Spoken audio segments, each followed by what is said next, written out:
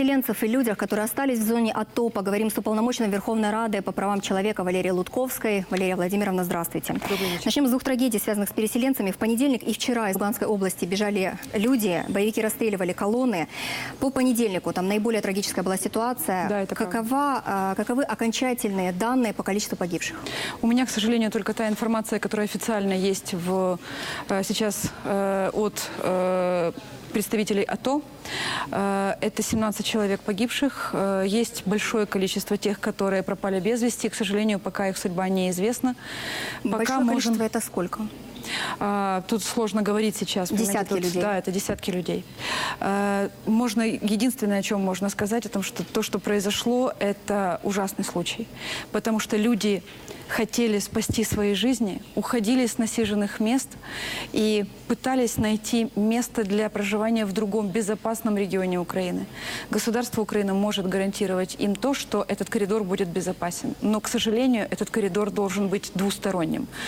Также точно должна гарантировать вторая сторона. К сожалению, произошла эта трагедия, и эта трагедия, несомненно, зверство по отношению к мирным гражданам. Боевики действительно не гарантируют безопасности нашим согражданам, которые пытаются покинуть опасные города. И что вы им в связи с этим людям советуете? На свой страх и риск оставаться в охваченных огнем городах или на свой страх и риск все-таки выезжать? Вы знаете, я думаю, что лучше выезжать, потому что мы с вами прекрасно понимаем, что очень часто именно мирные жители становятся живым щитом, в том числе и для тех, кто их использует. Когда на жилых кварталах ставятся специальные установки, огневые установки, и, соответственно, когда украинская армия отвечает, она отвечает по жилым кварталам. Это совершенно естественно для ведения войны, но это не естественно для мирных жителей. Поэтому думаю, что в данной ситуации лучше уходить. Сотням и сотням все-таки удается бежать благополучно. Да, давайте поговорим о количестве переселенцев. ООН заявила о 416 тысячах, и около 200 тысяч из них – это внутренние переселенцы. Какая информация у вас? Информация такая же, хотя бы потому, что другой информации просто быть не может.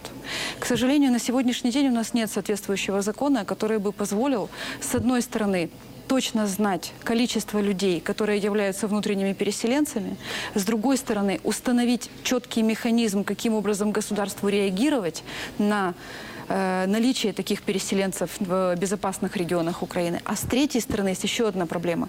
Из-за того, что государство не знает, сколько таких людей точно, и есть только данные Организации Объединенных Наций, мы не можем посчитать, сколько нужно дополнительных мест в школах, сколько нужно дополнительных мест в детских садах, сколько рабочих мест, сколько пенсий нужно перевести с территории Донецкой и Луганской области на территорию, скажем, Винницкой или Харьковских областей. И вот не зная этих цифр, как государство готовится к тому, что через 10 дней уже осень, и на самом деле из общежитий людей будут выселять, будет холодно и так далее. Государство готовится, не зная цифр?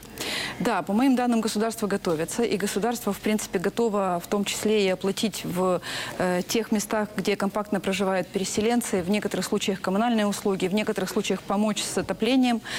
Кроме того, вот мы сейчас говорили, самая первая дата, которая в ближайшее время наступает, это начало нового учебного года. И эти дети пойдут в школу. И, соответственно, возникает вопрос, а есть ли места для них? Мы говорили с главой профсоюзного комитета работников образования города Киева, спросили, готова ли система образования города Киева к тому, что придут новые ученики. Он сказал, да, мы потеснимся, но мы примем всех. Еще такой вопрос хочу вам задать. Как решается проблема со статусом участников боевых действий для бойцов АТО? Насколько я понимаю, самая острая проблема с добровольческими батальонами.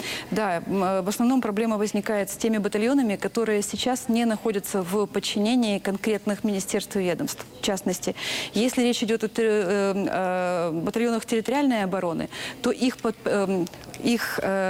подведомственность понятна. Если речь идет о тех батальонах, которые входят в состав Национальной гвардии, то там тоже понятно, каким образом, скажем, у них будет в дальнейшем складываться их судьба и каким образом будет предоставлен статус. Но что касается тех батальонов, которые действительно являются абсолютно добровольческими, то тут действительно проблема возникает.